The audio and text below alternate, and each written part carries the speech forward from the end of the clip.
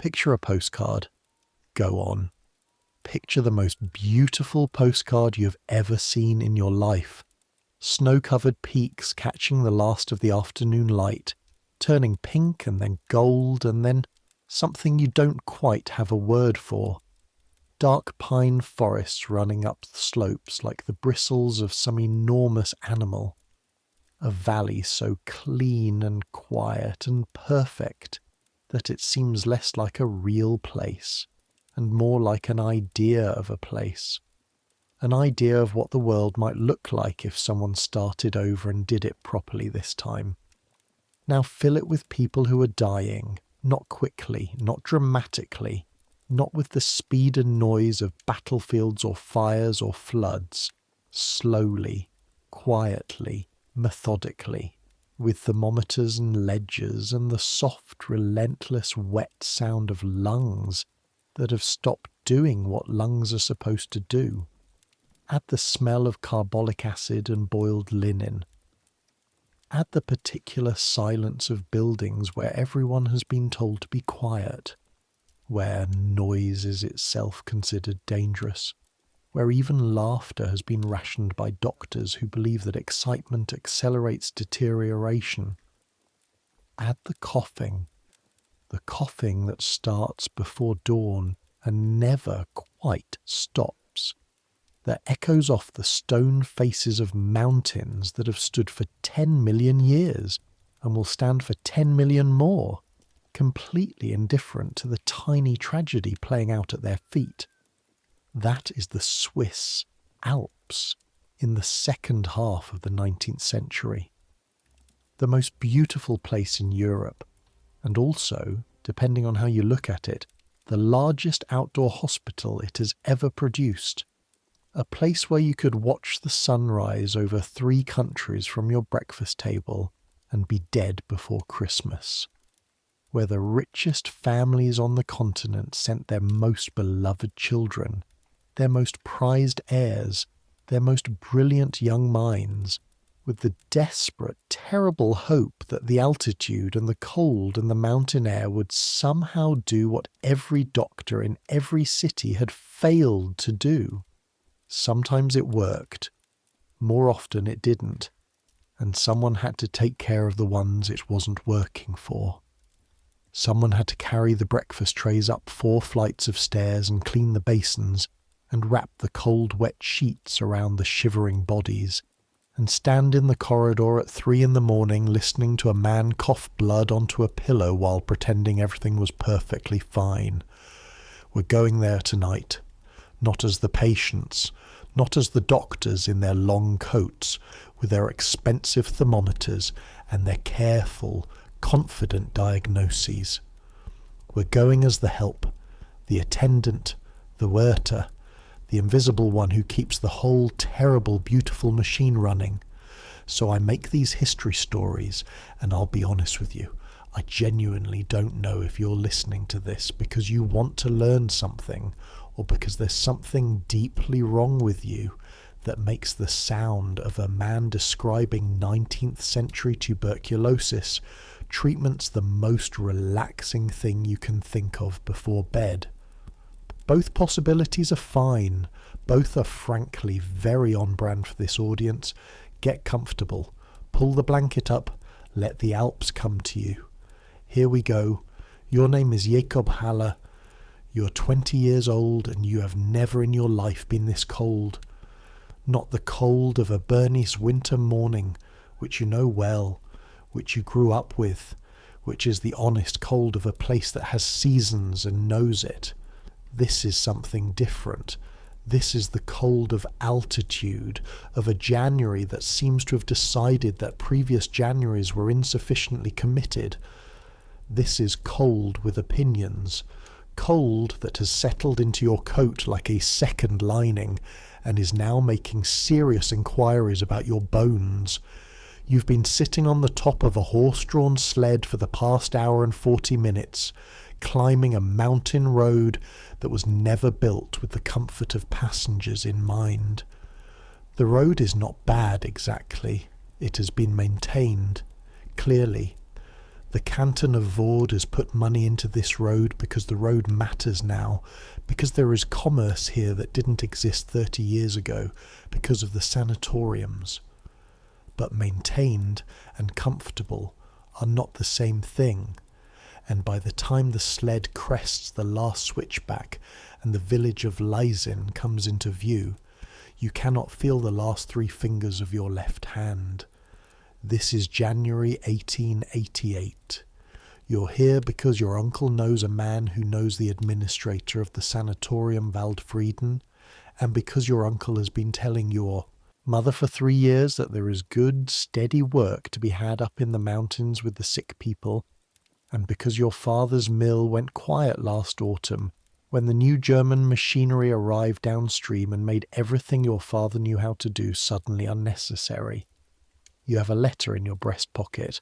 It is from your uncle, addressed to a Herr Dr. Emmenegger, and it says that you are a hard worker and an honest young man, and that you have some education, which in this context means you can read and write in 3 languages and do arithmetic quickly in your head. In Thun, where you grew up, these were ordinary things. In the sanatorium Waldfrieden, as you're about to discover, they make you remarkable. The sled stops. The driver says nothing. He points. You look up. The sanatorium. Waldfrieden sits on the south-facing slope above the village like a crown on a slightly too large head. It is enormous. Not in the way that cathedrals are enormous, not in the way of things built to impress God, in the way of things built to impress rich people, which is slightly different and arguably more demanding. 4 floors, 2 wings extending from a central block, 120 windows, give or take, every single one of them fitted with wide wooden balconies where patients can lie in the open air and receive the treatment without the inconvenience of actually having to be outside. The building is painted white. In the January light against the snow, it is almost impossible to look at directly. You pick up your bag. You start walking. The front entrance has a pair of glass doors and a man in a black coat standing beside them who looks at you the way dogs look at something they have not yet decided is worth barking at. Jakob Halle, you say. Attendant, I have a letter for Herr Dr. Emmenegger. The man in the black coat considers you for a moment that goes on slightly longer than it needs to. Then he opens the door. Welcome to the sanatorium Waldfrieden. Welcome to the next 3 years of your life. Try to keep your face still. Whatever you are about to see, keep your face still. The smell hits you before anything else. Always the smell first, not the smell of a hospital exactly. You've been inside the Inselspital in Bern twice. Once when your cousin broke his arm badly enough to require a surgeon, and once when your mother was sick for 3 weeks with something that started as a cough and then became something more serious before becoming, mercifully, just a cough again. You know the smell of hospitals, the carbolic, the raw meat undertone beneath it, the human smell that no amount of scrubbing quite eliminates. This is different. This smells like carbolic and pine resin and something floral, rosewater maybe, that someone has been using to try to cover up other smells without complete success. It smells like starched linen and the particular dry warmth of rooms that are heated very specifically to very specific temperatures because the doctor has decided the temperature matters. And underneath all of that, faint but persistent, so that you almost convince yourself you haven't smelled it at all, the smell of sickness, of lungs, of the body working very hard against something that is working harder. The entrance hall is beautiful. Parquet floors polished until they catch the light. A chandelier with actual electric bulbs. Electric. You notice this, because electric light is not yet common enough that you can ignore it when you see it. Oil paintings on the walls showing alpine scenes, which seems redundant given what is directly outside the windows, but no one has asked your opinion. A wide staircase curving upward with a carved banister. Everything designed to say, this is not a place where you come to die. This is a hotel. A very fine hotel that happens to have doctors in it. The design is intentional. The design is the entire point. A woman in a nurse's uniform, white apron, white cap, expression that could frost glass, appears from a corridor on your left. Halle? Yes, ma'am. Oberschwester Brugger. You'll address me as Oberschwester. Come. She doesn't wait to see if you're following, you follow. The sanatorium Waldfrieden has been open for 11 years. It was founded by Dr. Paul Emmenegger, who studied under the great pioneers of alpine medicine in Davos and Geneva, before returning to his home canton to build something of his own. He has published papers in 3 languages. He has treated patients from Russia, England, Austria-Hungary, France, and twice from the United States of America, which he mentions when he can because it sounds impressive. He has, in 11 years, treated approximately 400 patients. Somewhere between 90 and 120 of them are still alive. You won't learn this number for several months. They don't tell you this on your first day. On your first day, they show you where you sleep, which is a room the size of a large wardrobe on the 4th floor, shared with another male attendant named Rudi Staub, who is 23 and from Graubünden, and who greets you with a nod and goes back to reading a newspaper. They show you where you eat, which is the staff dining room in the basement, and you have 3 minutes to look at what is on the table. Bread, cold cuts, a pot of something resembling coffee, before Oberschwester Brugger appears again and tells you there is no time for that now. They show you the supply closets, they show you the laundry room, they show you the correct method for folding the linen, which involves more steps than you imagined linen could contain. They show you the basins and the bedpans and the correct way to carry a bedpan without spilling it, which is a skill you did not know you were missing from your life until this moment. And then they open a door and you step out onto one of the balconies, and the cold hits you again, and you see the patients for the first time. There are 11 of them on this balcony, lying in wooden reclining chairs, wrapped, each of them, in a precise arrangement of blankets and fur coverings that begins at the feet and works upward until only the face is exposed to the air. 11 pale faces staring at the Alps, in January, in air that is currently sitting at somewhere around minus 12 degrees Celsius, because you've already noticed the thermometer mounted beside the balcony door, and you're the kind of person who reads thermometers when you see them. The Lieghalle, Oberschwester Brugger says, patients spend a minimum of 4 hours here each day, morning and afternoon, in all weather. This is not negotiable. She pauses. The blanket arrangement is prescribed by the doctor individually for each patient. You will learn the arrangement for each patient. You will not deviate from the prescribed arrangement. If a patient attempts to adjust their own blankets, you will correct them politely and report it in the log. Do you understand? You understand. You're looking at a woman near the end of the row. She's perhaps 35. She's watching a hawk circle over the pine trees below, and her expression is one you cannot immediately name. It is not sadness. It is not acceptance. It is something more like the look of a person who has been given very precise instructions about how to endure something and is enduring it, and is not sure whether the instructions are right, but has run out of the energy to argue. Her case, you ask? Oberschwester Brugger gives you the look of a woman who has been asked the wrong question by a new employee and is being gracious about it. You're an attendant, Haller. You tend. The cases are the doctor's business. Right? Of course. You look back at the woman in the chair. The hawk banks and disappears behind a ridge. Her gaze follows it until it's gone, and then she looks at nothing. And the cold settles back down around all of you like a hand closing. Here is what the doctors in 1888 believe about tuberculosis.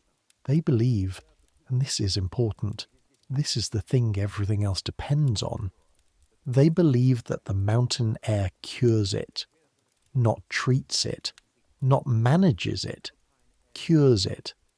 The altitude, the cold, the particular quality of the light, the absence of city pollution, the combination of all these things together creates conditions in which the disease is inhibited, and the body's natural recuperative powers, given sufficient rest and fresh air, can overcome the infection. Dr. Koch in Berlin has, 6 years earlier in 1882, identified the actual bacterium responsible. He has published his findings. He has proven definitively that tuberculosis is caused by Mycobacterium tuberculosis, a bacteria transmissible between people, not by bad air or bad character or bad luck, or any of the 1,000 other things that people have been blaming for 1,000 years. Dr. Emenegger has read Koch's paper. He believes Koch is probably correct about the bacterium. He believes the mountain air still cures it. These two beliefs are not, in his mind, contradictory.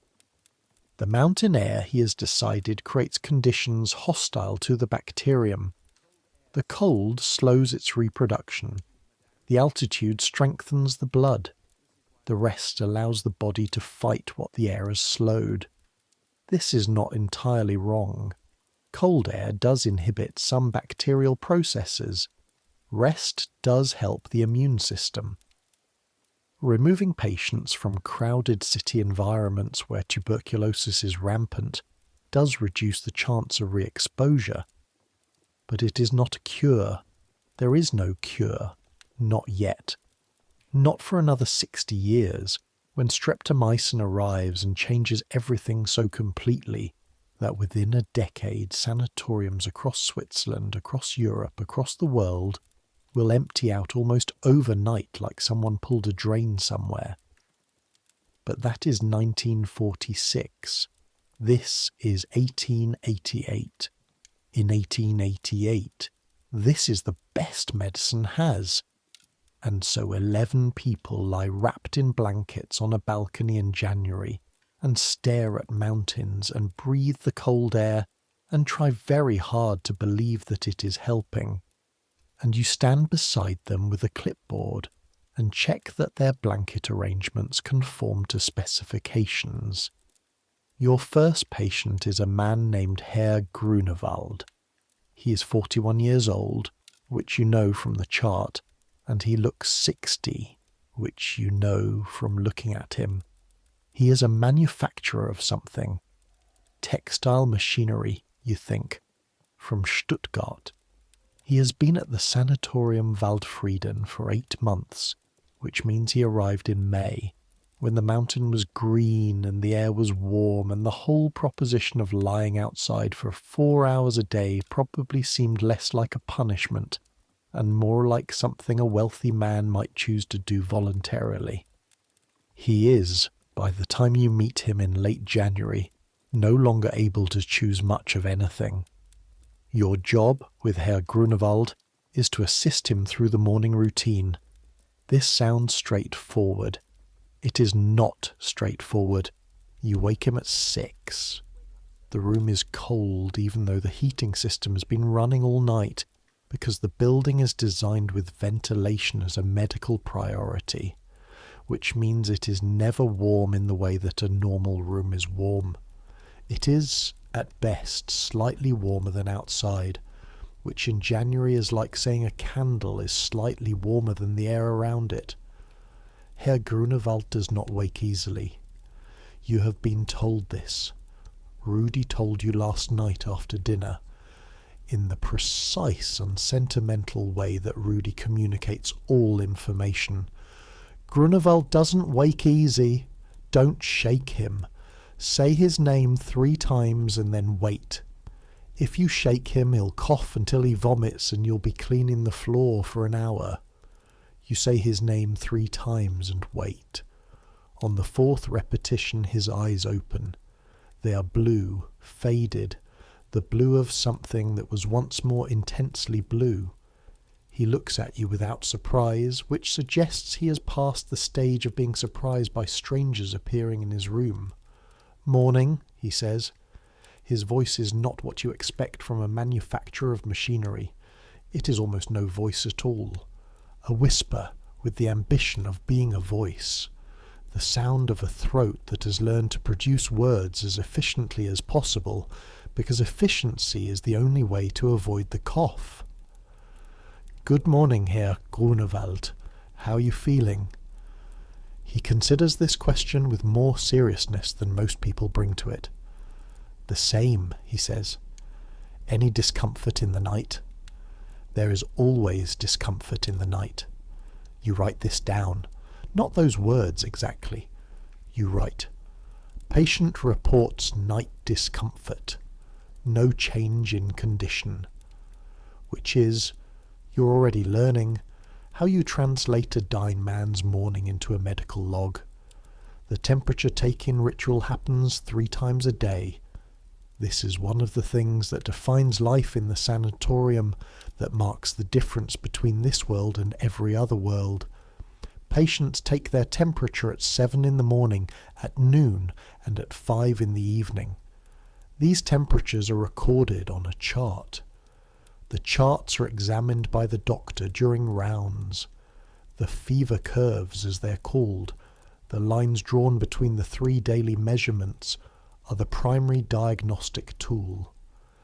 They tell the doctor whether the disease is progressing, stable, retreating. They are, in the absence of a cure, the main way of measuring the distance between a patient and the event that nobody in the sanatorium Waldfrieden officially acknowledges is a possibility. Taking a temperature sounds simple. It requires putting a thermometer under the tongue and waiting. 3 minutes, exactly. And then reading the number and writing it down. But in a sanatorium with 40 patients, and a staff of 11, taking temperatures 3 times a day from 40 people across 4 floors and 2 wings, requires a military operation. It requires synchronization. It requires that every attendant moves efficiently and without deviation through a precise sequence of rooms at a precise sequence of times. Because if you are late with one temperature, you're late with all the temperatures that follow. And the doctor's rounds happen at 8:15 sharp, and if the temperature charts are not complete by 8:15, there will be consequences of the kind that Oberschwesterbrugger delivers in a quiet voice that somehow manages to contain more threat than shouting. You learn the route on your 2nd day. Rudy walks you through it once in full at speed, and you memorize it because you are good at memorizing routes and because you understand, from the way Rudy speaks about it, that there is no acceptable reason to get it wrong. 4th floor, south wing, rooms 401 through 408. 3rd floor, south wing, rooms 301 through 306. Cross the building through the interior corridor, not the balcony corridor, which is for patients during rest hours, not staff. To the north wing, 3rd floor, rooms 307 through 312, down the stairs. 2nd floor, rooms 201 through 214. The thermometers are glass. They're expensive. You carry them in a leather case. You are responsible for returning every thermometer you take out. If you break one, you report it immediately, and it is deducted from your wages. You have not so far broken a thermometer, but you think about it every morning when you pick up the case.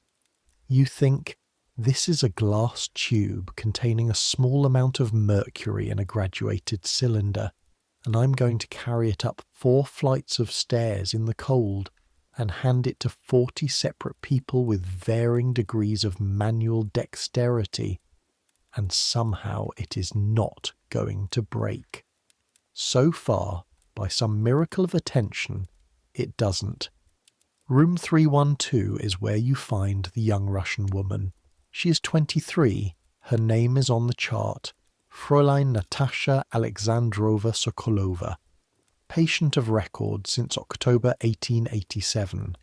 Fever curve, elevated and irregular. Prognosis. The chart doesn't use the word poor, it says guarded, which is medical German for the same thing.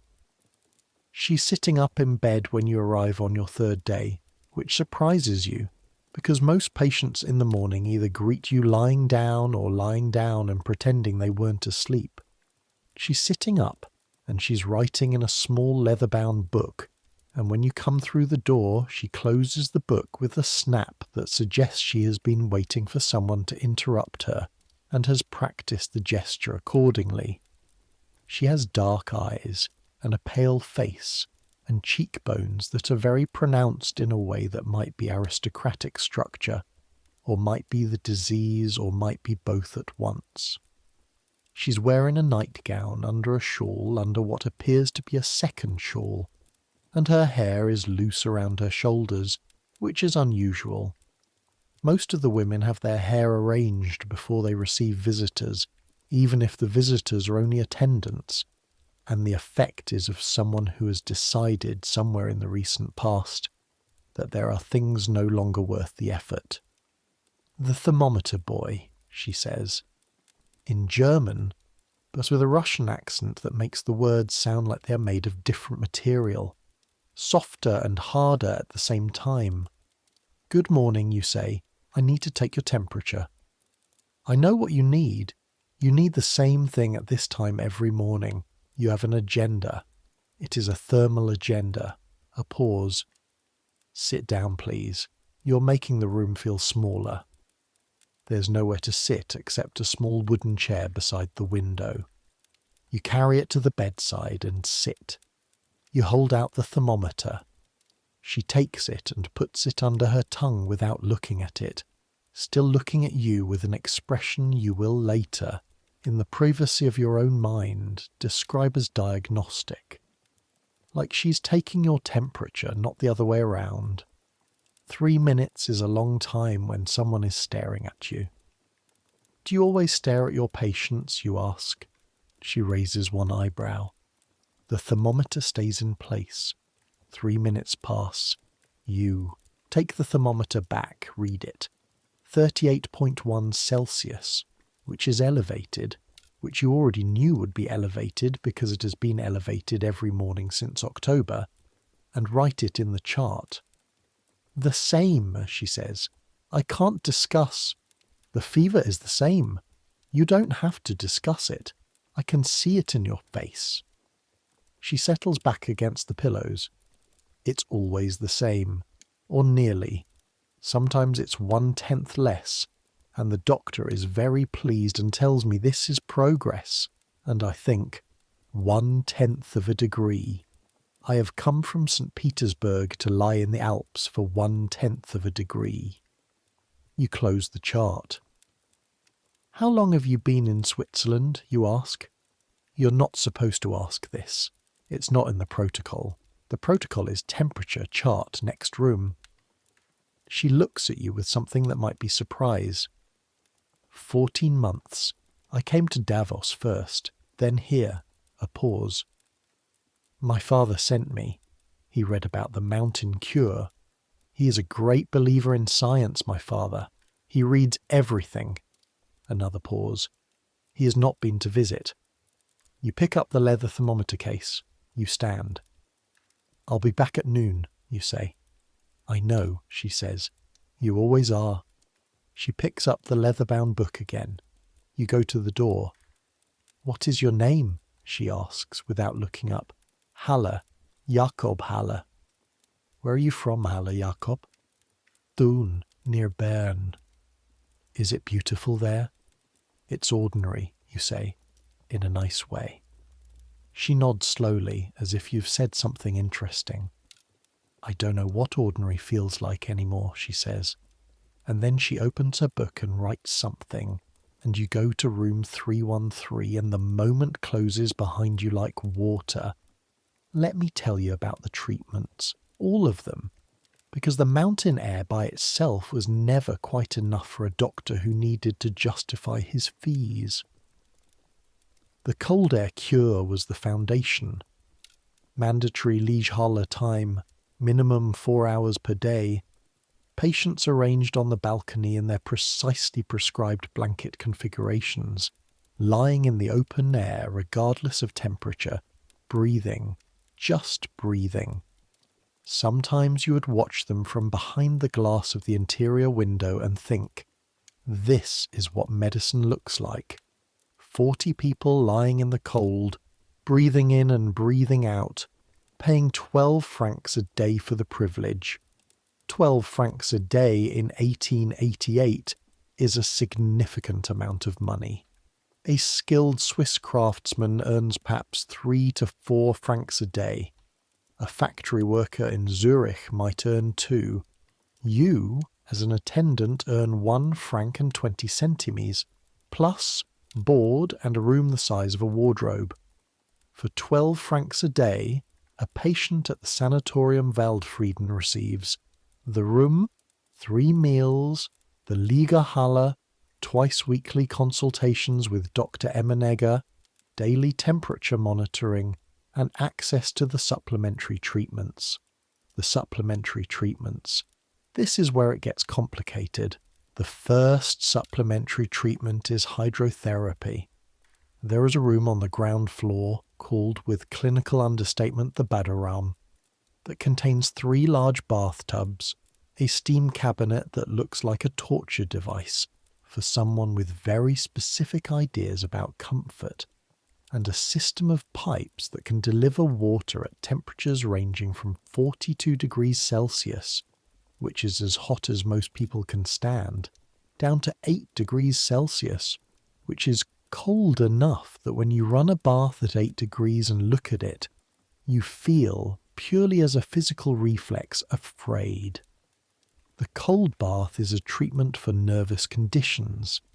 This is a separate category from tuberculosis, though the two frequently coexist, because it turns out that spending months or years lying in the cold on a mountain while your lungs slowly fill with fluid is, in fact, not conducive to excellent mental health. Patients with nervous conditions, which in 1888 means anything from genuine anxiety to hysteria, to what we would now recognize as depression, to what we would now recognize as reasonable responses to unreasonable situations, are prescribed cold baths of varying duration. Short ones, 5 minutes, sometimes 10. For the more severe cases, longer. Your job during the cold bath treatments is to assist the patient in getting in and out, to monitor their colour and their breathing and their level of consciousness, and to be physically present in case they need to be removed from the water faster than they can remove themselves. You stand beside the bathtub. You do not look at the patient more than necessary. You look at the clock on the wall, which has a second hand, and you count. You look at the clock, you count. You do not think about the temperature of the water. You do not think about what it would feel like to sit in it for 10 minutes in January while someone with a clipboard counted seconds. You look at the clock. The first cold bath you observe is a man named Herr Fassbender, 50, from Frankfurt, who's been prescribed it for nervous exhaustion, which Rudy explains to you afterward means he had a complete breakdown in the dining room 3 weeks ago and has been unable to sit still since. Herr Fassbender gets into the cold bath the way some people get into very cold lakes, with a series of preparations and adjustments, and small withdrawals that eventually resolve into a decision. He sits. He makes a sound you've never heard a middle-aged German businessman make before. He sits for 5 minutes, and then you help him out and wrap him in warm towels and help him to a chair. He stops shaking after about 20 minutes. Did it help? You ask Rudy later. Rudy shrugs. He stops shaking after about 20 minutes, he says. Same as every time. By the next morning, back to the same state. The doctor says this is progress. Is it progress? Rudy gives you the look of a man who's been in this building for 2 years and has arrived at conclusions that he has decided are not his to share. Write in the chart what happened, he says. Write it the way the Oberschwester showed you. The second supplementary treatment is galvanic therapy. There is a machine. You need to understand that in 1888, electricity is new enough that it still feels like magic to most people, including, somewhat disturbingly, some of the doctors using it medically. Electricity has been proposed as a treatment for an impressive range of conditions: paralysis, hysteria, neurasthenia, constipation, insomnia, melancholia, gout, and various disorders that would now be recognized as either psychological conditions or simply the natural result of being a human being in a difficult time. The idea is that electricity is somehow vital, that the body runs on it, that applying it externally can stimulate internal processes that have slowed or become disordered. The galvanic machine in the sanatorium Waldfrieden looks like a wooden box about the size of a large bread loaf, with a hand crank on one side, 2 brass terminals on the top, and 2 long wires ending in flat metal pads. There is a dial. The dial goes from 1 to 10. The higher numbers generate more current. Dr. Emenegger typically prescribes somewhere between 3 and 6, depending on the patient and the condition being treated. On your 5th day at the sanatorium, you're assigned to assist in a galvanic therapy session. The patient is a young man, 27, Austrian, whose file says he's been sent here for nervous prostration following excessive intellectual labour. His name is Lorenz. He's actually quite handsome, in the way of someone who was once the picture of health and is now the faded reproduction of it. The features are right, the cheekbones, the jaw, all of it. But the skin is wrong, the colour wrong, the eyes slightly too bright in a way that isn't vitality but its opposite. He is very afraid of the machine. He does not say this. He lies on the treatment table, which is padded leather that is cold to the touch, and he holds his arms very still, and he does not say he is afraid of the machine.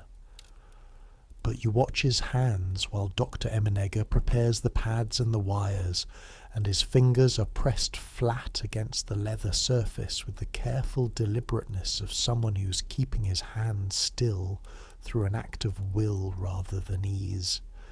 This will not hurt, Dr. Emenegger says, in a tone that suggests he has said this a great many times, and believes it the same amount each time. You may feel a tingling. Some patients describe a warmth. This is the vital current stimulating the nervous tissue. He sets the dial at 4. He places the pads on Lorenz's forearms. He turns the crank. Lorenz's arms jerk slightly. His fingers, which were flat against the table, close briefly into fists and then open again. His face does a complicated thing that starts as a wince and resolves into something more carefully neutral. Tingling? Dr. Emenegger asks. Yes, Lorenz says. Tingling. The session lasts 15 minutes.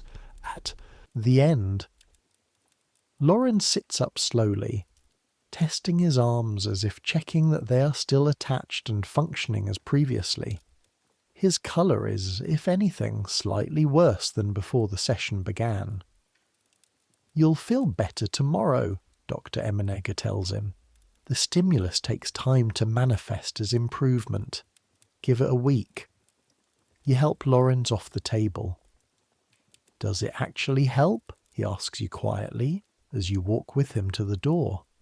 Not confrontationally, not bitterly, genuinely. You're 20 years old and this is your 5th day and you do not know the answer. "I don't know," you say, which is the truest thing you can say. He nods. He seems to appreciate the truth. Most people at the sanatorium, you're already learning this, are operating in an environment where truth is carefully managed, rationed, issued in doses small enough not to be destabilizing. "Neither does he," Lorenz says, nodding back toward the treatment room, but he believes it, which is something, I suppose. You should know about the food, because the food is, along with the Liegehale and the treatments, the third major pillar of the Weltfrieden method, and because the food tells you a lot about what this place is and what it believes about sickness and health, and the role of the body in both. Breakfast is at 7:30. Patients eat in the dining room on the ground floor, which has tall windows overlooking the valley and tablecloths that are changed every 2 days and actual silver cutlery. The dining room is designed to feel like a hotel restaurant. This is important. This is the part where the sanatorium reminds the patients and their relatives who are paying the bills that this is not a hospital. This is a place of healing, yes, but also a place of comfort, of civilization, of the things that make being alive worthwhile. So, real silver, real tablecloths. A musician, a young woman from the village who plays the piano for 2 hours each morning and 2 hours each afternoon, positioned in the corner with a piano that has been tuned recently enough that it sounds like a piano, and not like something apologizing for being a piano. The food itself is prescribed, not in the sense that you get to choose it and your doctor approves the choice, in the sense that the doctor determines what you eat and you eat it. Dr. Emenegger is a proponent of what he calls the strengthening diet, which means a great deal of protein, a great deal of fat, a great deal of caloric content. Tuberculosis patients in this era frequently waste away, their bodies burning through reserves at a rate that the lungs can't support. The strengthening diet is designed to counteract this, to give the body material to work with. In practice, this means eggs, always. Every morning, eggs. Soft-boiled, hard-boiled, scrambled with cream. Meat, frequently. Veal and beef and occasionally game, because the altitude preserves the hunting seasons longer here than in the cities below. Cream in the coffee, cream in the sauces, cream, frankly, in places that do not seem to benefit from cream, but where cream has been decreed. Bread with real butter, not the pale suggestion of butter that you were used to at home. Cheese, good food, expensive food. Food that, if you'd described it to your father, would have sounded like the meals that happened in places your family entered only through the service door. The attendants eat in the basement. The attendants eat bread and a hot dish at noon, and something cold in the evening, and the same coffee, but without the cream. This is not resentment-inducing. This is simply how things work. You understand that you are not a patient. You're not here to be healed. You're here to serve. You eat your bread in the basement and listen to the sounds from the dining room above, which travel down through the floors as a muffled combination of piano and careful, quiet conversation, and the occasional cough, always the cough. The dining room acoustics don't quite manage to contain the coughing. This is what nobody tells you before you arrive at a sanatorium. Not the cold, not the treatments, not the protocols and the charts and the thermometers. Those things you can prepare for. Those things, they are legible. They exist in documents. Oberschwester Brugger can explain them. Rudy can tell you about them over the bread and cold cuts that passes for a staff dinner. What nobody tells you about, what cannot be conveyed in advance because it requires experiencing to understand, is the waiting. The waiting is the defining experience of a tuberculosis sanatorium. The patients wait. They wait in the Liegehalle, wrapped in blankets, breathing. They wait in their rooms between treatments. They wait for the temperature readings that will tell them 3 times daily whether they are getting better or worse or staying exactly the same, which is actually more unsettling than either of the other options, because staying the same means the mountain air is doing what the mountain air does, while the disease does what the disease does, and neither of them is winning. They wait for letters from home. The letters come weekly, mostly. Some patients get nothing for weeks, and then a flood of several at once, and you can tell from the distribution whether the family has given up caring or simply lives somewhere with unreliable postal service, and these are not always distinguishable from each other. They wait for the visits. The patients who have relatives who come, and some do, occasionally making the journey up the mountain with the same sled that brought you here, sitting through the same hour and 40 minutes of cold. These patients have a brightness on visiting days that is painful to see. Not painful because it is negative, painful because it is so necessary, because it is so obvious watching them, how much they needed this, how much every other day has been in some sense a waiting for this. And you wait too. You wait as an attendant for the things that are about to happen, for the temperature to spike, for the night bell to ring, for the sound that means you need to be somewhere immediately. The waiting teaches you things. It teaches you to read the sounds of the building, to know from the quality of a cough heard through a closed door, whether it is the ordinary cough of managed disease or the different cough that requires your presence. Rudy taught you this on your 2nd week.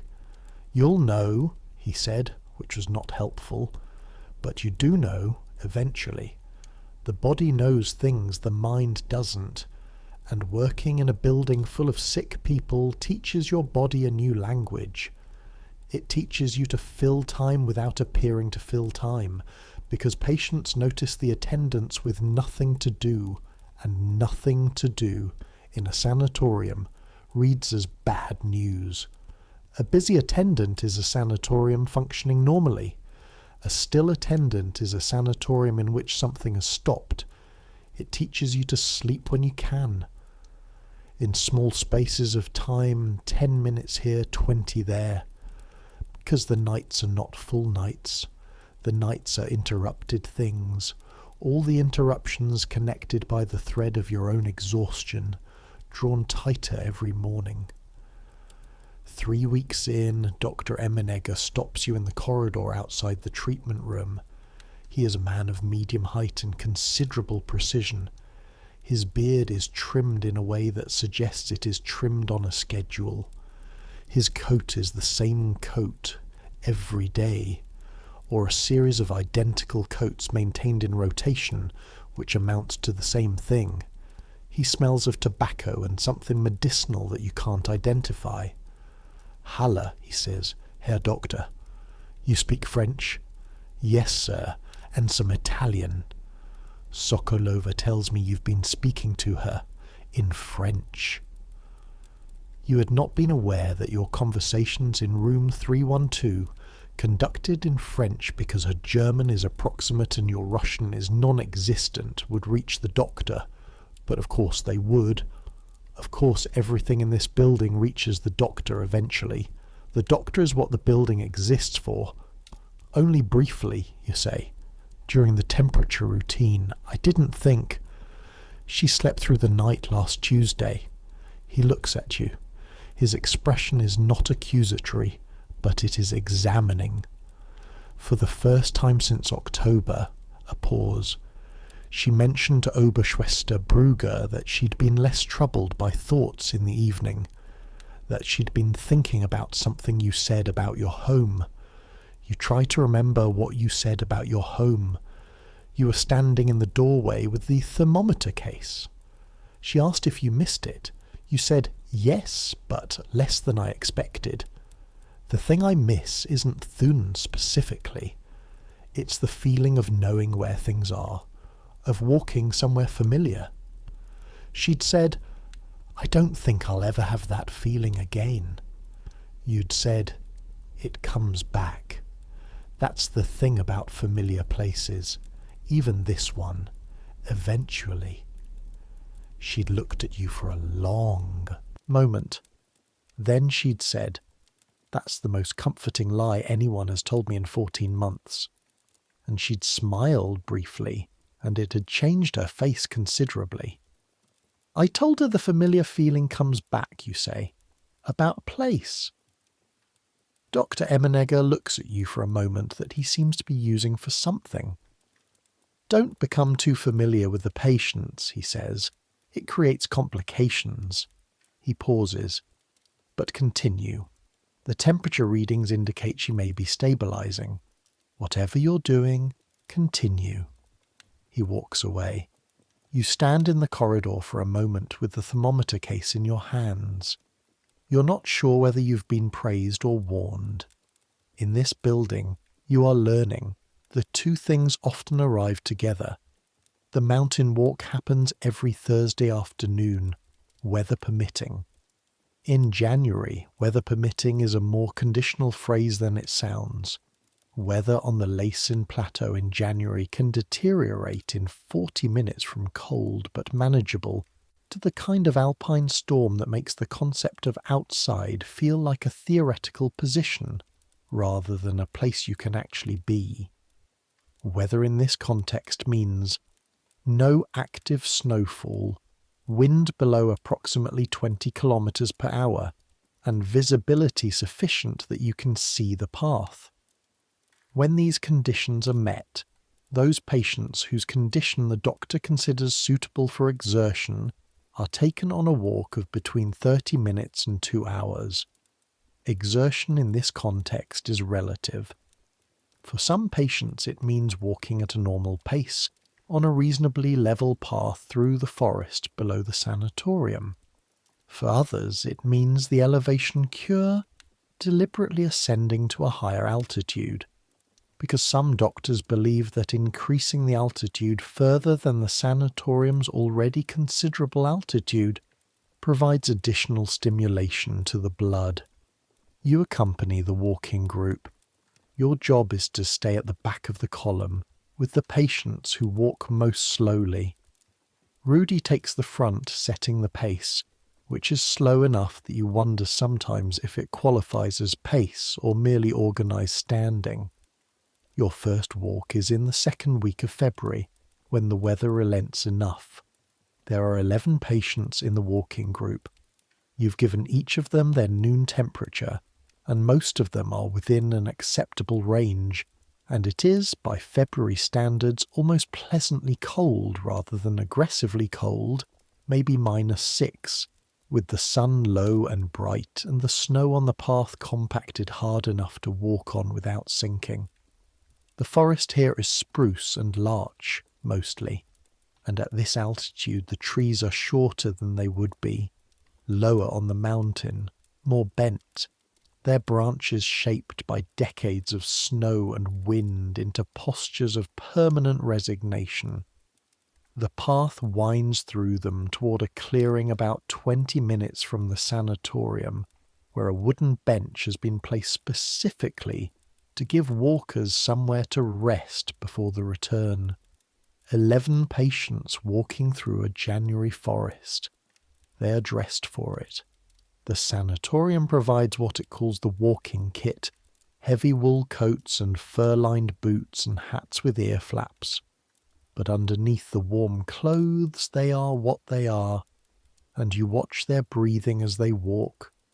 Condensation in the cold air showing you exactly what the lungs are doing, Each breath a small visible event, and you count them, not the breaths, but the depth of them, the ease or difficulty of them, the sound.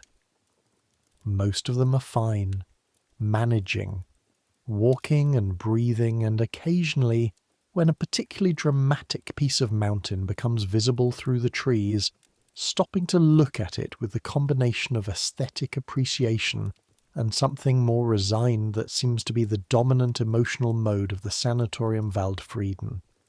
But Herr Grunewald in the third week of February should not be on this walk. You know this, watching him from behind. His breathing is the wrong kind, too frequent, too shallow. The condensation of his exhaled breath is more than it should be for the temperature and his level of exertion.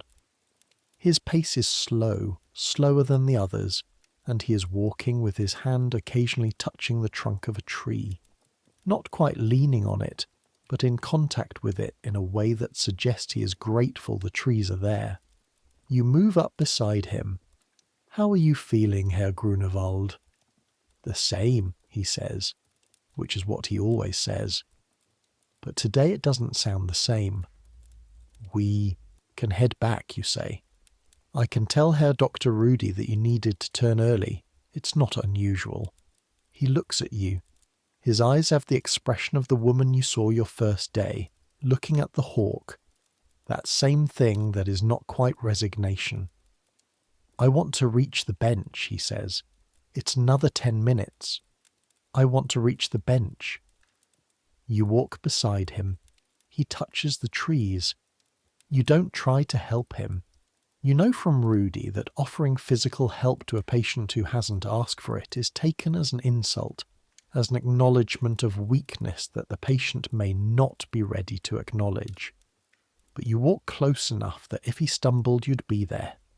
He reaches the bench. He sits on it, heavily, with the particular weight of someone who's been reserving the right to sit down for the last 20 minutes and is finally exercising it.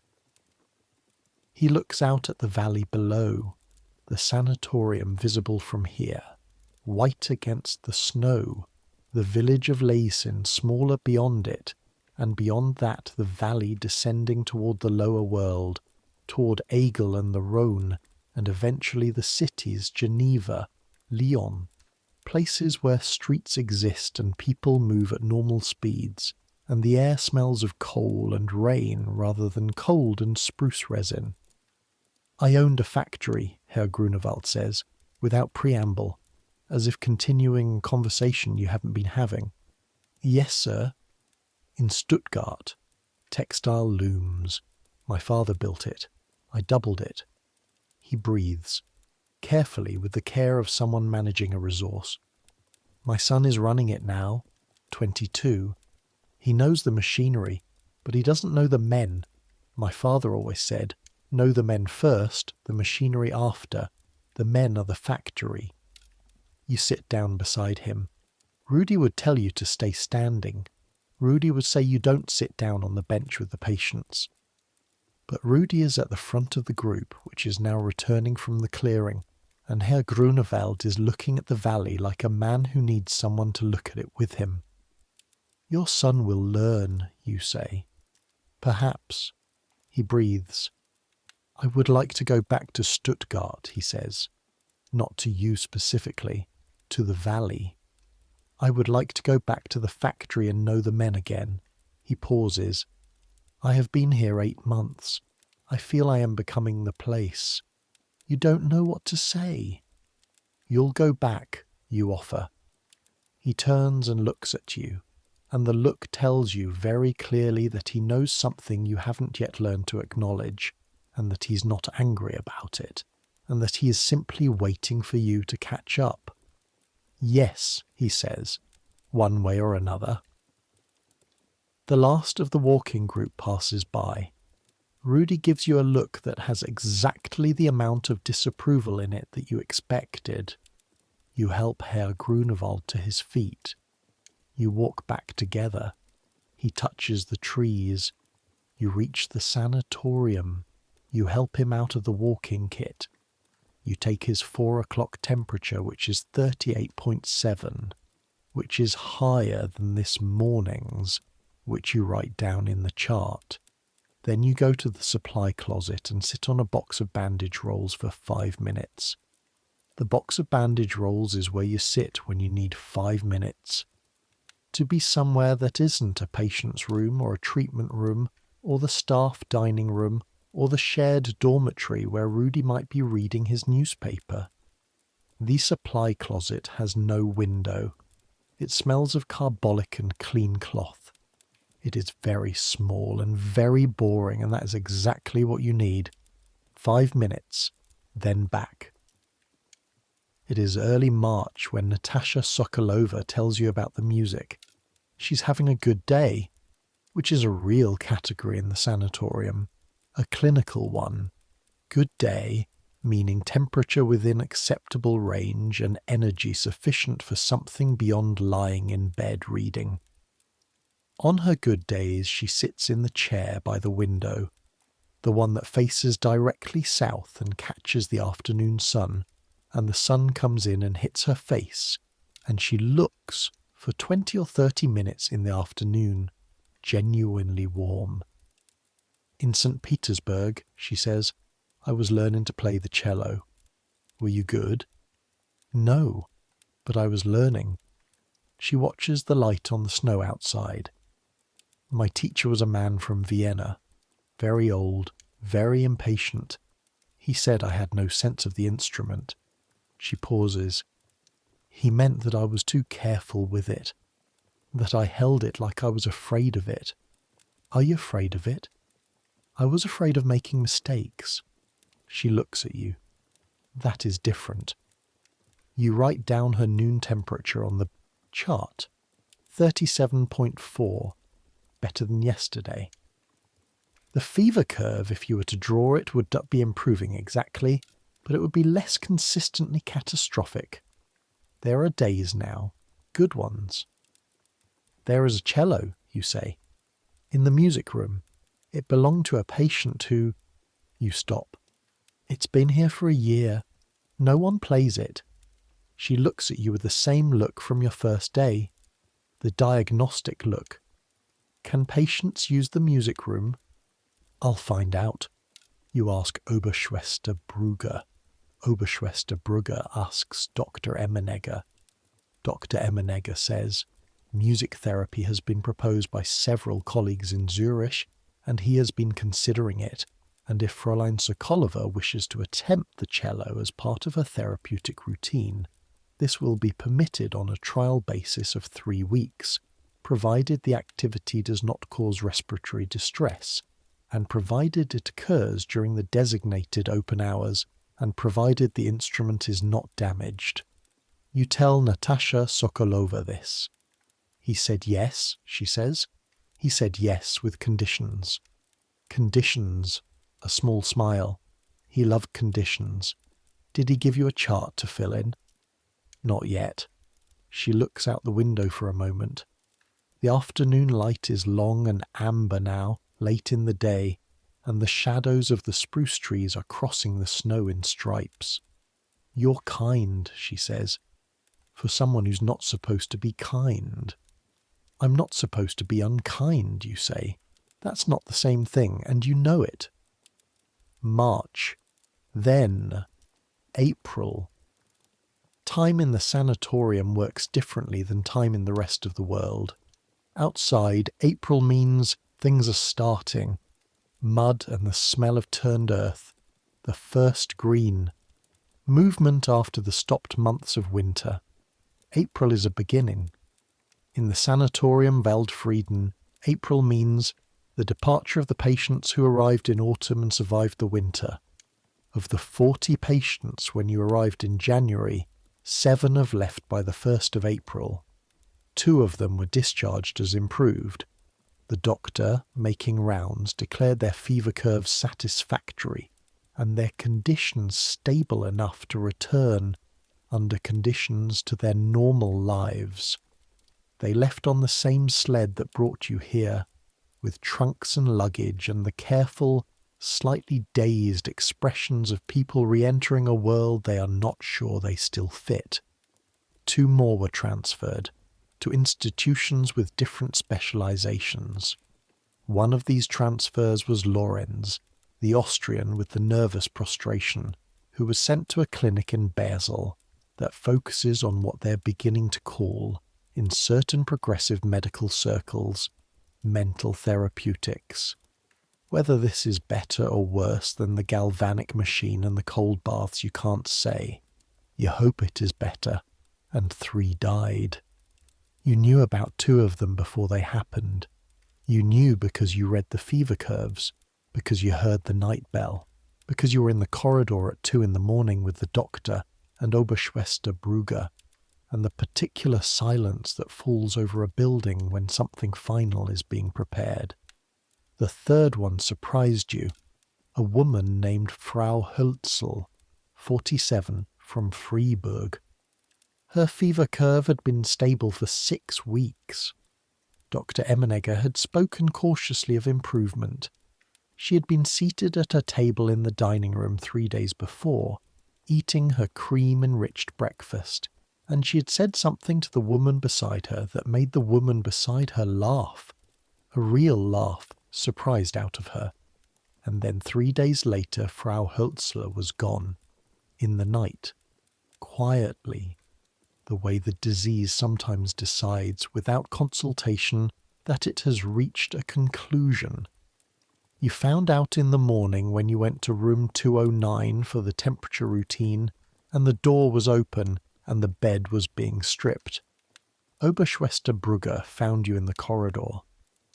Room 209 is now vacant, she said. I know. There will be a new patient arriving Thursday. Yes. She looked at you with an expression you'd not seen from her before.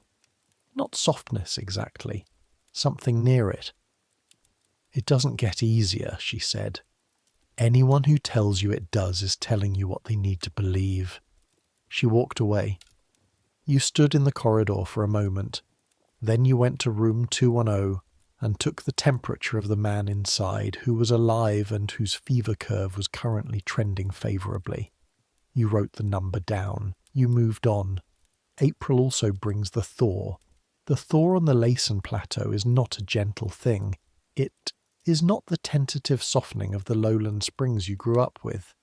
It is abrupt and dramatic and slightly violent.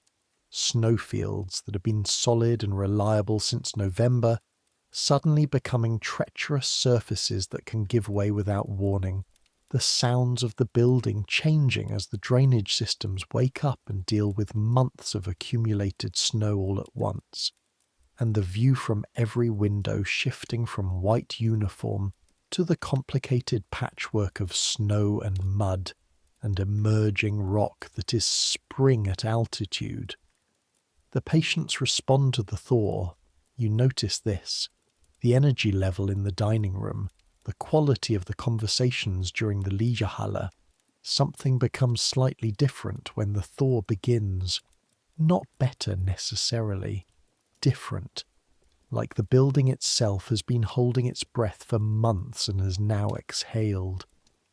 Natasha Sokolova plays the cello for the first time in 7 months. You're not there for it.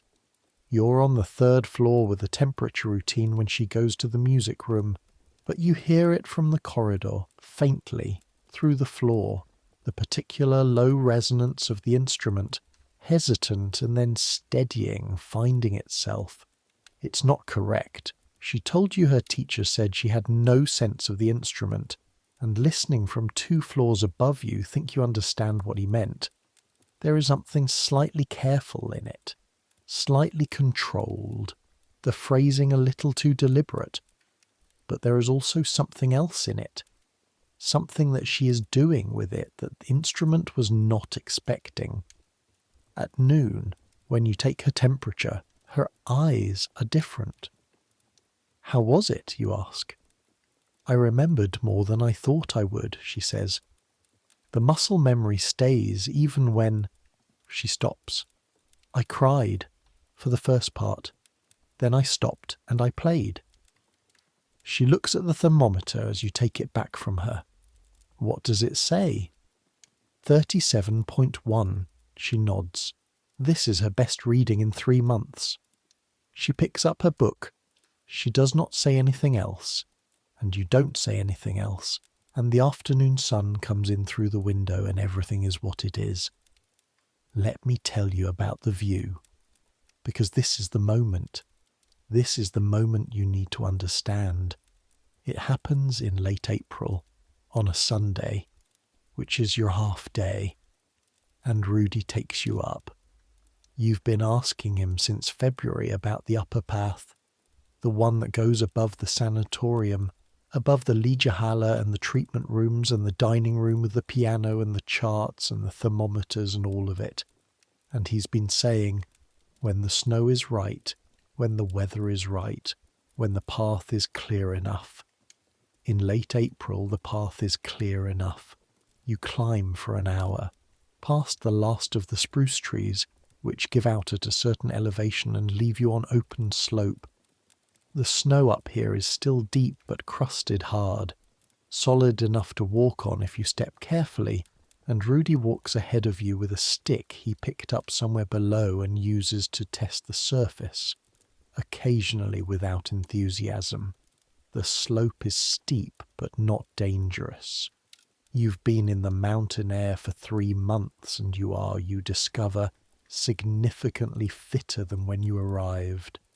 The altitude that shortened your breath in January feels manageable now. Your legs find the rhythm, an hour, then the slope levels, and you see it, not the view, not yet.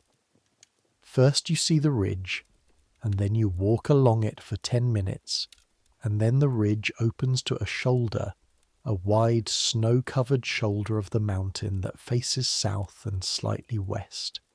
And from that shoulder on a clear day in late April you can see, to the south, the Rhone Valley, the silver line of the river in the blue distance, the hills of the valley beyond it, range after range, each one slightly paler, until the farthest ones dissolve into something you can't be sure is mountains or sky.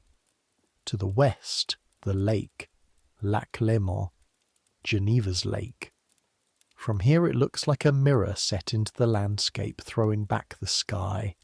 And at this distance you can see the curve of it, the shape of it, the way it gathers the winter blue light and holds it. To the north, Leysin below, smaller than you expected, and below that Aigle, and below that the valley floor and the beginning of the rest of the world. The sanatorium visible from here, a white building on a white slope. Nothing remarkable from this distance, one rectangle among the geography. The patients on the Lieghalle reduced to undetectable, scale, and everywhere. Because this is the Alps in April, the peaks that have their names and their histories and their own particular characters, the ones you've been looking at through the building's windows for 3 months but never from above. Rudy sits on a rock and produces a piece of bread from his coat pocket and eats it, looking at the view with the complacency of a man for whom this view has been available his whole life and is, accordingly, not stunning. You stand. You think about what you've learned in 3 months. You think about Herr Grunewald sitting on the bench with his hand on the tree bark, saying one way or another. About Frau Hölzler laughing in the dining room 3 days before she wasn't. About Lorenz in the cold bath, arms careful on the leather surface. About Natasha Sokolova saying 14 months he has not been to visit. You think about 12 francs a day and what 12 francs a day buys.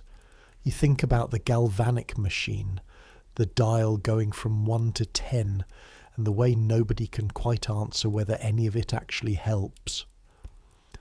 Down below, in the white building on the white slope, 11 people are lying on the Lieghalle balcony in the afternoon sun. Better than January now, almost 12 degrees. The kind of warmth that is still cold, but is no longer aggressive about it. Their blankets are arranged exactly as prescribed. Their temperatures will be taken at 5 o'clock.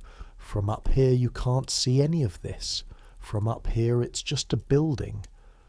But you have been inside it for 3 months, and you know what the building contains, and you know what it is trying to do, and you know the gap between those two things, the gap between the trying and the doing, and you know that the people working in that gap, the patients, the doctors, the attendants, are all doing some version of the same thing, which is continuing, deciding every morning to take the temperature and write down the number and move to the next room. You sit down beside Rudy. He hands you a piece of his bread. You eat it. It tastes like bread tastes at altitude, better than it should, everything slightly more itself in the cold, clear air. Did you know what it would be like, you ask, before you came? Rudy thinks about this. No, he says. I thought it would be more like a hospital. What's the difference? He considers this for a long time. In a hospital, he says, people come in sick and go out recovered, or they die, but quickly. He looks at the view. Here it's slower. Here you watch something for a long time, and you learn to... He stops. You learn what matters and what doesn't. The things that seem important don't stay important. The temperature reading doesn't stay important. You take the temperature, you write the number, but after a while you know the number doesn't tell you what you thought it told you. What does it tell you? That the person is still alive, he says, that they're still fighting it. That's what it tells you. He finishes his bread. That's actually quite a lot. You look at the lake in the distance, the reflected sky and the water. The ones who die, you say. How do you... You don't, Rudy says. Not entirely. You just go to the next room. He stands up, brushes snow off his trousers. That's not coldness. That's how you stay. If you stop for every one, you can't continue, and someone needs to continue. You stand too. The cold is coming back now that you've stopped moving. Come on, Rudy says. We have rounds in an hour. You walk back down the mountain. June. The sanatorium in summer is a different creature from the sanatorium in winter. Not philosophically. Philosophically, it is the same institution with the same purpose and the same methods and the same problem at its centre. But the texture of the days changes. The light comes earlier and stays later. The Lejala temperature is above 0, sometimes well above. The blanket configurations are slightly loosened, the furs replaced with wool, the 4 hours of prescribed lying outside feeling in June, less like a medical punishment and more like what wealthy people on the continent call by the word villégiatura, the holiday cure, the rest. New patients arrive in summer. Summer patients are different from winter patients. They have, on average, more hope. They are earlier in the trajectory of the disease, still strong enough to travel comfortably, still able to look at the mountains with genuine pleasure rather than the complicated pleasure of someone who's been looking at the same mountains for 6 months. Summer patients sit up straighter in the dining room. Summer patients ask questions about the treatments that winter patients have long stopped asking. You take their temperatures on the first morning with a slight private awareness of what that number means on day 1 versus what the same number will mean on day 100, and you try not to think about that, because thinking about it doesn't help the number. One of the summer patients is a boy of 14. His name is Wilhelm, and he is from Hanover, and he's been sent here by his parents because he's had a persistent cough for 8 months. And the family doctor in Hanover thinks the mountain air may address it before it becomes something worse. He is not yet something worse. He is a 14-year-old boy who coughs sometimes and is otherwise largely indistinguishable from any healthy 14-year-old, except for the fact that he is alone on a mountain in Switzerland while his parents and his school friends are home.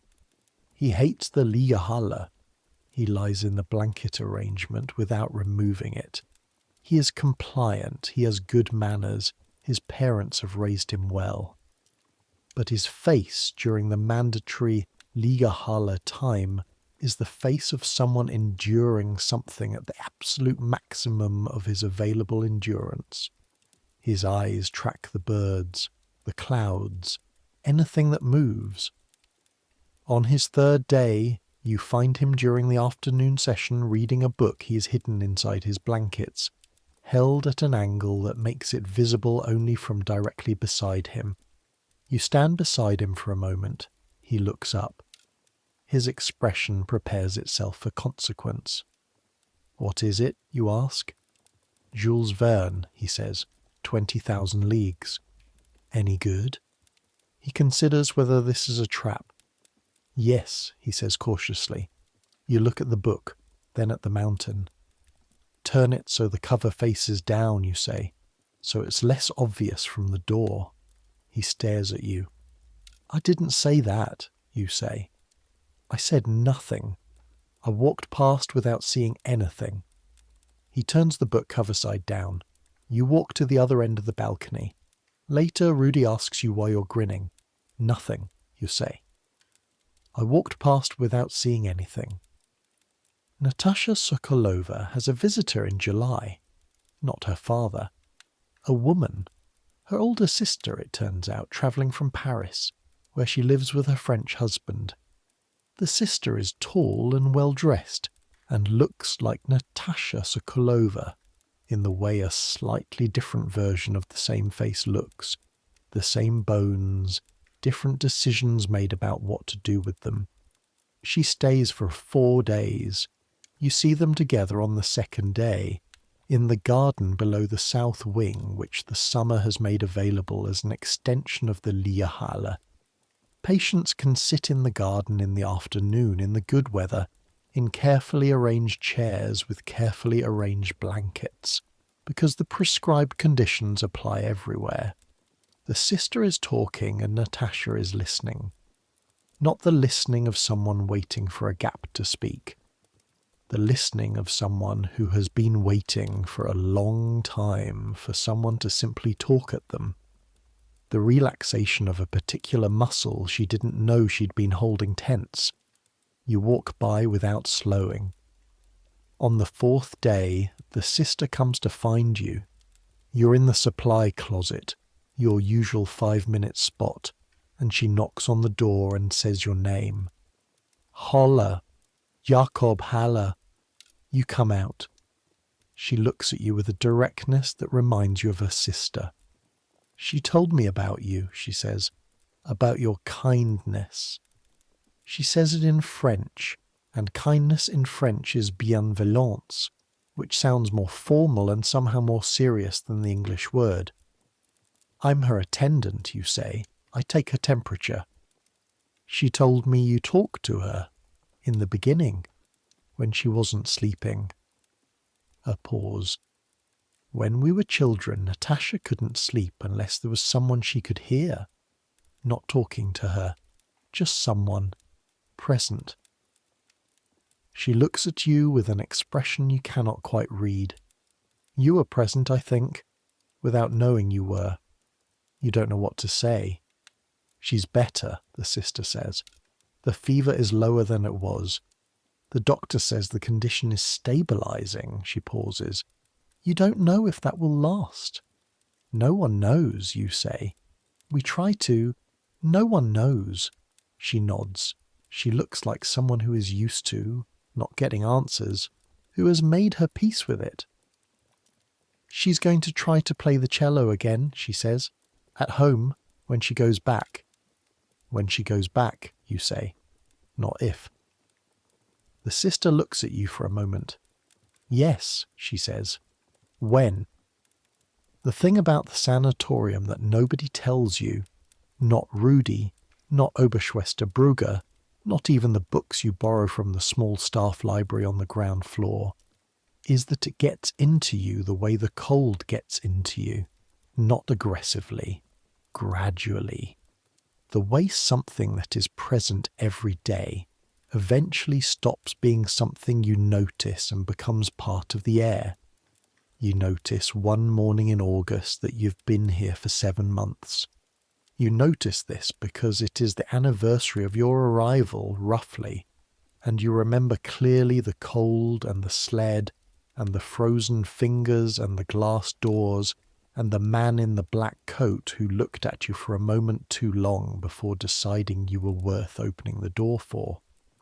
7 months ago, you were a boy from Thun with a letter in his pocket and no particular idea of what his life was going to be. You're not sure exactly what you are now. But the uncertainty feels different, less frightened. More like a question you're genuinely curious about rather than a question you're trying not to look at directly. You've learned things you didn't expect to learn. You've learned what a fever curve looks like in the week before someone dies. You've learned what a fever curve looks like in the week before someone starts to improve. These look very similar for a long time, and the difference becomes legible only in retrospect, which is useful information in the way that all retrospective information is useful, completely and too late. You've learned that the patients who survive are not, as a rule, the strongest ones, or the richest ones, or the most determined ones, though determination seems to help.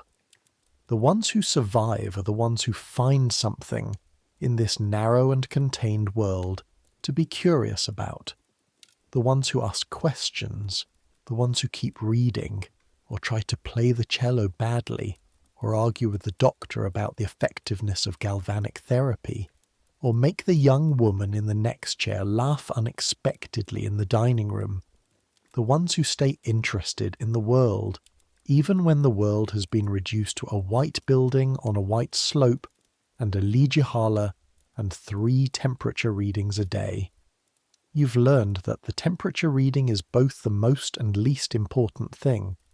The most important because it is the main measurable fact, the thing the doctor uses to assess and decide. The least important because the fact is always less true than the person it describes. Herr Grunewald left in June, not discharged as improved, discharged at his own insistence to Stuttgart, the factory, because he said he wanted to see the factory again, and he would rather see it while he could still make the journey than wait for what the doctor cautiously described as a potentially more favourable prognosis. The doctor was not pleased. Oberschwester Brugger was not pleased. Herr Grunewald shook your hand at the door. His grip was not as firm as it would have been in January, but it was there. The men first, he said, the machinery after. You said goodbye. The sled took him down the mountain. You went back to the temperature routine. September. A new patient arrives and immediately complicates everything. His name is Hartmann. He is 38, a professor of philosophy from the University of Heidelberg, and he arrives with 3 large trunks and an attitude toward the medical profession that could be described charitably as skeptical. He is not skeptical about the diagnosis. He accepts, he says, that he has tuberculosis, that the evidence is reasonably clear, that his lungs are in a condition that requires treatment. He is skeptical about this particular treatment. He has read Koch's 1882 paper. He has read several subsequent papers.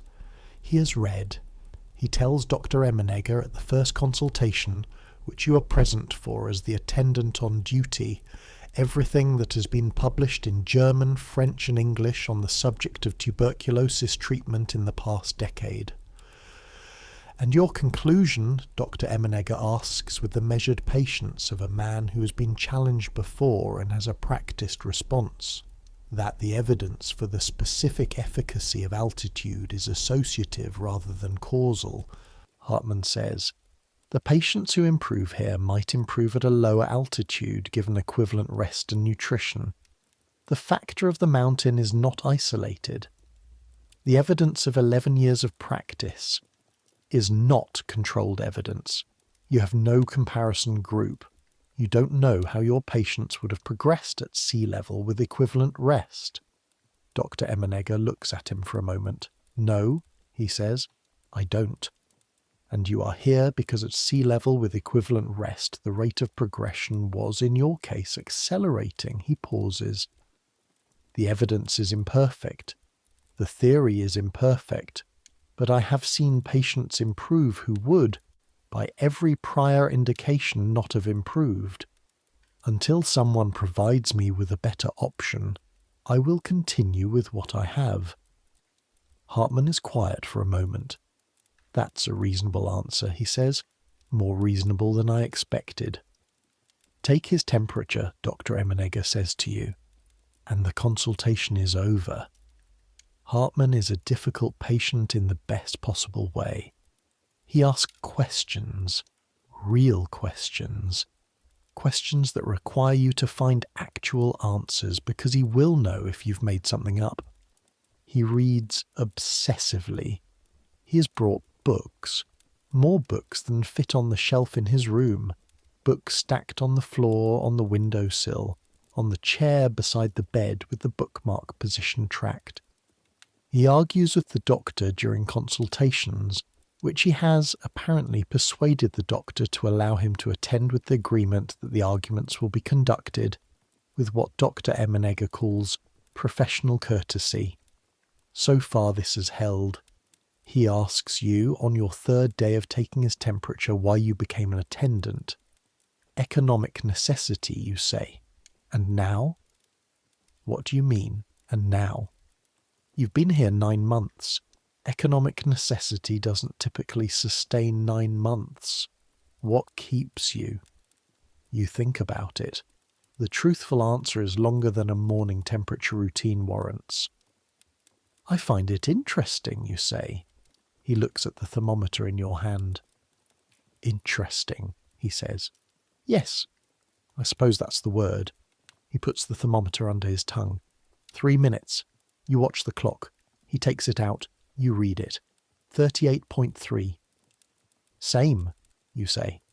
Same, he agrees. But I'm thinking different things. The night shift. You should know about the night shift, because the sanatorium at night is different from the sanatorium in the day, and the difference is important, and nobody talks about it enough. The night shift begins at 10 and ends at 6. During these 8 hours, 2 attendants, one for each wing, are responsible for the entire building, for 40 patients, for anything that happens, anything at all, in a building full of people whose bodies are occupied with the disease that does not, as a matter of operational principle, respect the 24-hour clock. You take the night shift on rotating Thursdays. Rudy takes alternating Thursdays. For the rest of the week, it's the older attendants, Kyung and Müller, both of them men in their 30s, who have the night shift faces, the particular emptiness of people who have been doing this for long enough that the night's possibilities no longer produce anxiety, only readiness. The first night you're alone in the south wing, you understand immediately why this is different. In the day, the building has a purpose and a sound and a direction. Things move, things happen on a schedule. The temperature routine gives the day structure. The meals give it punctuation. The treatments give it climax. At night, the building breathes, not metaphorically. The sound of breathing from behind 40 closed doors creates a collective respiration that you can hear at night if the building is quiet enough. The slight sound of air moving in and out of rooms, the adjustment of bodies in beds, the specific night sounds of sick people, the cough that is managed at moderate, the cough that is alarming, the complete silence that is also alarming. You walk the corridor at midnight with a candle, not because the electric lights don't work, they do, but using them at night wakes patients, and waking patients is a failure mode. So the candle, so the shadows moving ahead of you down the corridor, reaching into each doorway as you pass. Room 301, sound of regular breathing. Note, no disturbance. Move on. Room 302, cough. Wait. 3 repetitions, then silence. Not the alarm cough.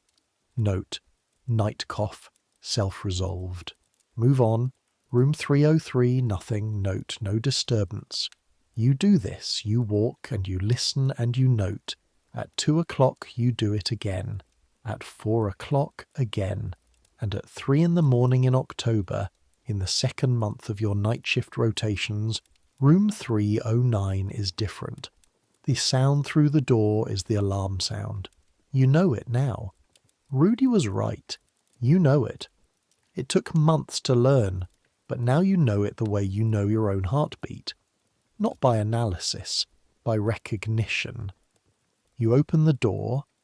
The patient in room 309 is a woman named Frau Durst, 52, 3 months into a course of treatment that has been, until now, generally progressing along the acceptable curve. She's sitting up in bed, which is already wrong. Patients should not be sitting up at 3 in the morning. Her face is visible in the faint light from the window, moonlit snow reflected, and the expression on it is the expression of someone who has woken to a reality they were not prepared for. Halle, she says. Her voice is the managed voice, the voice that knows what it's doing to the body and is trying to keep the body calm. I'm here, you say. What do you need? The basin, she says. Please. You get the basin. You hold it for her. You look at the window while she uses it, because there is no dignity in being watched, but you keep one hand on her shoulder, because there is also no dignity in falling out of bed at 3 in the morning, and the shoulder means you'll know if she's losing stability. Afterwards you help her back against the pillows. You take the basin away. You come back with a glass of water. Her fever is high. You can feel it from the doorway. The specific warmth of a room where someone's temperature is running well above normal, as if the body's efforts are heating the air. Should I wake the doctor, you ask?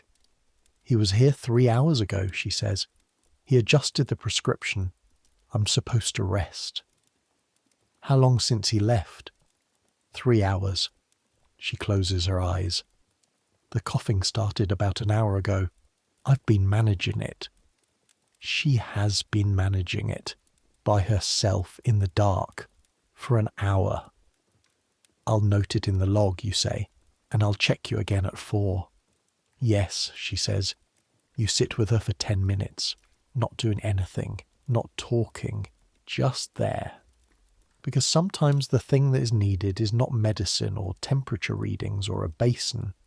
Sometimes it is the knowledge that someone is present, that the dark is not entirely dark, that the building has not emptied out and left you alone with your body's decisions. At 4 o'clock you check her again. The coughing has quieted. Her breathing is regular. At 6, when your shift ends and the day begins and Oberschwesterbrugger arrives with the day's routine, you note it in the log. Frau Durst, room 309, increased respiratory distress, 3 to 4 a.m., self-managed, condition stable at 6 a.m., recommend doctor review. Oberschwesterbrugger reads the note. She looks at you. Good, she says. This is, from Oberschwesterbrugger, significant. November, 1 year. On the 1st of November you have been at the sanatorium Waldfrieden for 10 months. On the 15th you reach 11. On the 28th of January 1889 you will have been here for exactly 1 year. Rudy leaves in November. He has taken a position at a larger sanatorium in Davos.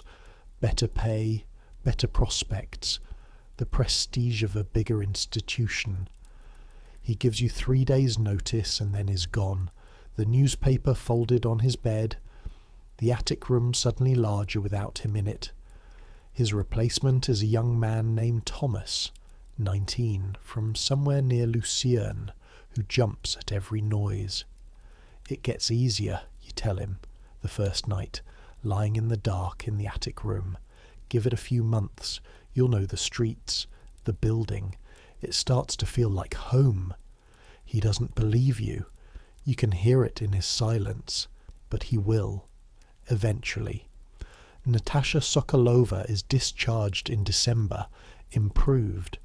The fever curve over the past 8 weeks has been the best it's been since she arrived. Dr. Emenegger uses for the first time a word he employs sparingly, recovering, not recovered, not cured, recovering.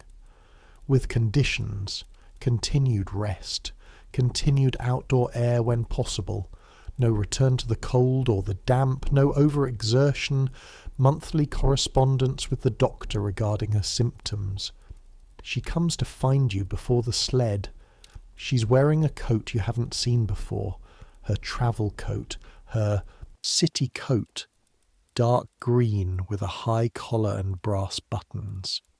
She looks different in it, more assembled, more like the version of herself that exists in a city, in a world with streets and buildings and people who move at normal speed. She has the leather-bound book under her arm. "I'm leaving," she says. "I know. Thursday sled.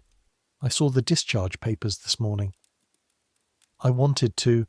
She stops, starts again. "I wasn't going to say anything, I thought. He's an attendant. I'm a patient. There's a protocol. This is not a friendship. This is therapeutic relationship that has been..." She stops again. "But that's not honest." "No," you say. "So," she looks at you. "Thank you. For the French. For the cello room. For the..." She pauses.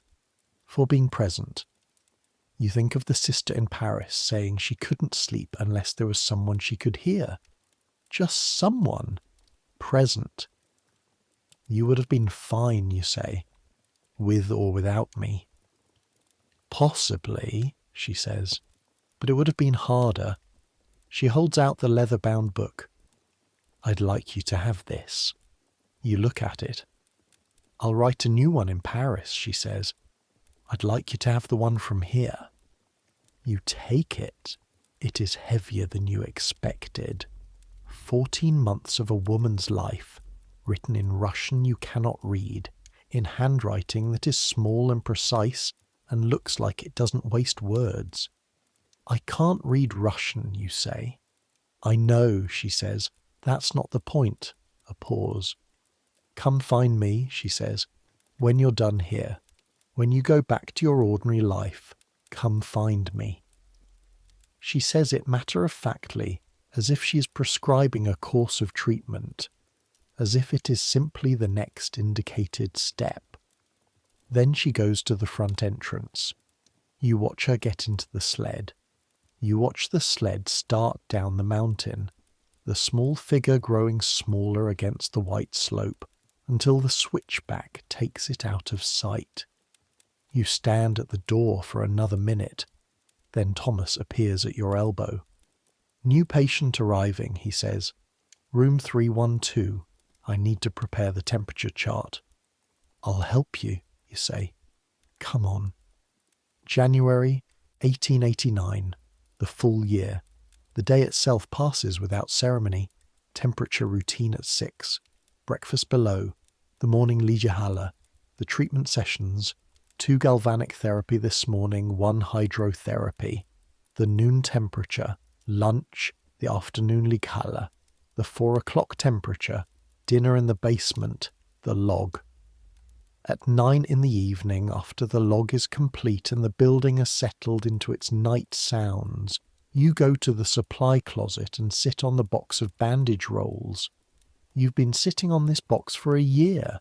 It has not improved as a piece of furniture. It is still the same box of bandage rolls on the floor of a closet that smells of carbolic and clean cloth. but the closet feels different because you feel different. And you know now that environments don't change. You change inside them, and then they seem different. You think about the year. You think about 47 patients because that is the count. You've been keeping it privately in a notebook. 47 people who came through the building in the 13 months since your arrival. Of the 47, 12 discharged as improved, 3 discharged as improved with conditions, 7 transferred, 4 departed voluntarily against medical advice, like Herr Grunewald, toward lives that wanted them back, and 21. You think, 21. And the number is both a number and not a number, is both data and something else. 21 who did not leave the building in the way that going somewhere is a leaving. You think about Dr. Emenegger's 11 years and his 400 patients and the range of outcomes that adds up to, and you think about whether it is better to know this number or not. You decide it is better to know. You decide this because not knowing doesn't prevent anything. Not knowing just means you carry the reality without the words for it, which is heavier, not lighter. What you've learned this year is not how to make the numbers better. There is no technique for that. Not yet, not in 1889. What you've learned is what to do with the numbers as they are. What to do with the day that contains both the number and the person the number used to be, and somehow keep going to the next room. Some things you've learned have names: hydrotherapy, galvanic therapy, the fever curve, the Ligihala schedule. Some things don't have names. The way you walk next to a patient on the mountain path without looking at them too closely. The way you put a hand on a shoulder at 3 in the morning and stay for 10 minutes. The way you find out that a patient's name for the good reading of the thermometer is the same, and that the same means something different from them than it does from you. These don't have names because nobody has written them down yet as things to be learned. They're the other knowledge, the kind that exists before it has a word. And they are, as far as you can tell, as important as the named things. Maybe more. The nights in the Alps in January are very dark. Not city dark, where the darkness is always qualified by something. Gas lamps, window light, the collective bioluminescence of 100,000 lives burning fuel. Mountain dark, the dark of altitude and distance, and the particular absence of anything that produces light except the sky. On clear nights, the sky compensates. The Alps in January under a clear sky produce a quality of starlight that seems excessive, more than necessary. Stars that have been piled up at the bottom of a very dark bowl and shine for no one because there is essentially no one to shine for, except the sick people in the white building and the attendants in the attic, and the doctor sleeping in his quarters in the east wing. You come off the night shift at 6 on a Friday in January 1889, 13 months after arriving. You go up to the attic. Thomas is already asleep on his side of the mattress, breathing the deep, slow breathing of someone who has been on days all week and is exhausted in a different way than you are. A simpler way. The room is cold. You don't bother with the candle. The window gives enough light. The sky has that quality tonight. The quality of giving more than it should. The stars doing more than required. You lie down. Your body is tired in its particular way, the way you've come to know after a year. Not the tiredness of a bad day, but the tiredness of a full day. Of a day in which you were present in every room, in every corridor, beside every temperature reading, through every managed crisis and every small conversation, and every bell and every chart. You are warm enough, fed enough, safe enough. These things are true. They are more than enough people have. You close your eyes. The building breathes around you. The sound of 40 people sleeping and not sleeping, managing and not managing, breathing in and breathing out. The mountain breathes outside, the dark breathes. You think, tomorrow the temperature routine at 6. You think, Thomas needs to learn the third floor south wing sequence more cleanly. He's been losing 40 seconds on the transition. It matters. You think, Dr. Emenegger mentioned a new paper from Koch's laboratory, a possible intervention using something he called, a word you didn't catch, something that might change things. Might change things. The possibility of that.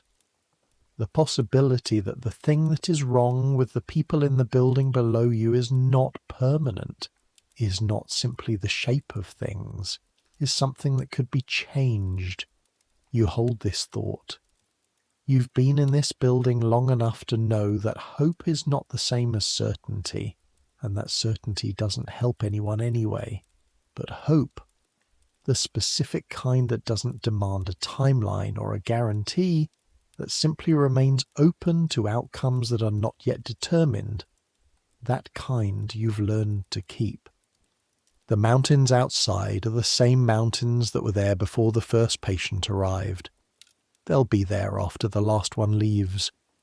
10 million years in each direction, the geology having formed opinions about permanence that no human institution can argue with. But inside the white building, on the slope, in the rooms, people, specific people, with specific names, with specific numbers on specific charts, with the particular courage it takes to be sick in a very beautiful place and keep trying. And you, in the attic, learning what you can, doing what you can, taking the next temperature and writing the next number and moving to the next room. That's not nothing. That's what's available. And in the dark, with the stars doing more than required through the small attic window, you realize it is actually quite a lot. You'll be at the Sanatorium Waldfrieden for 3 years. You don't know this yet. Lying in the dark in January 1889, you know only this year, this building, this mountain. In 3 years, Dr. Emenegger will read Koch's 1890 paper claiming to have found a cure. Tuberculin, it will be called, an extract from the bacterium injected to stimulate immunity. The entire medical world will get excited. Patients will arrive in greater numbers than ever, hoping for the injection. The tuberculin will not cure tuberculosis, but it will lead, eventually down a long chain of consequences, to something that does, just not yet. In 3 years, you'll leave the mountain.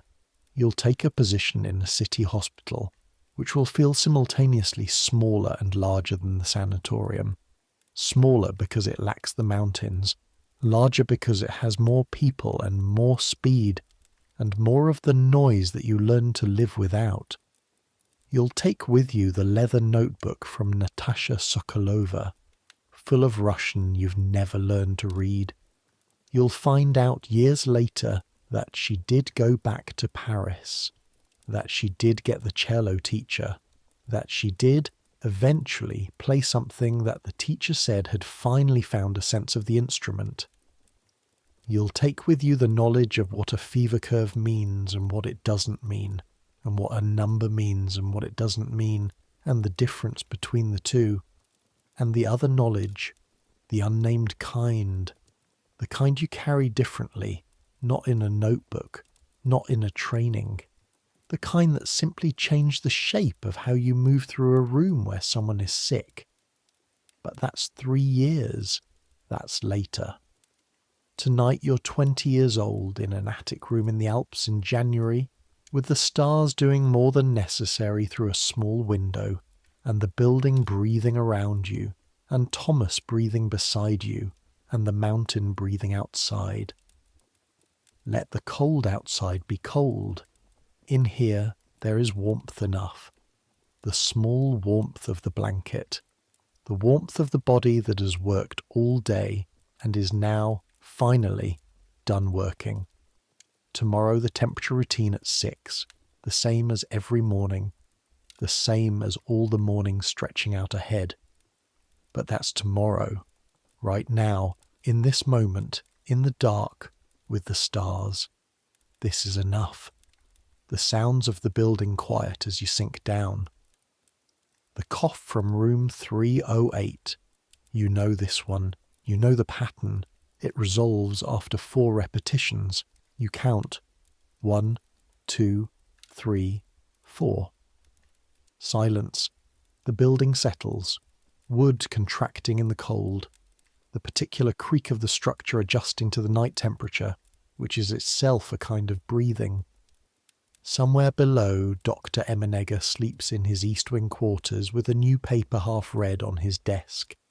Somewhere below, Oberschwester Brugger sleeps with the efficiency of a woman who has decided sleep is a medical necessity and applies the same rigour to it as to everything else. Somewhere below, Frau Durst sleeps with her fever lower than it was a month ago, the curve trending in the right direction.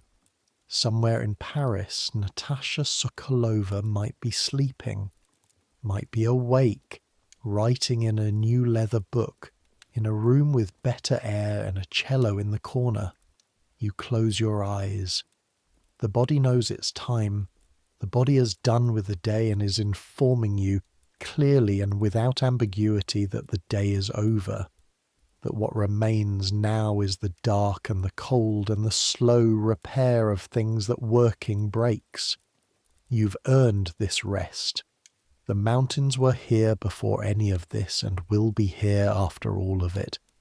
Patient in the way that only geography can be patient.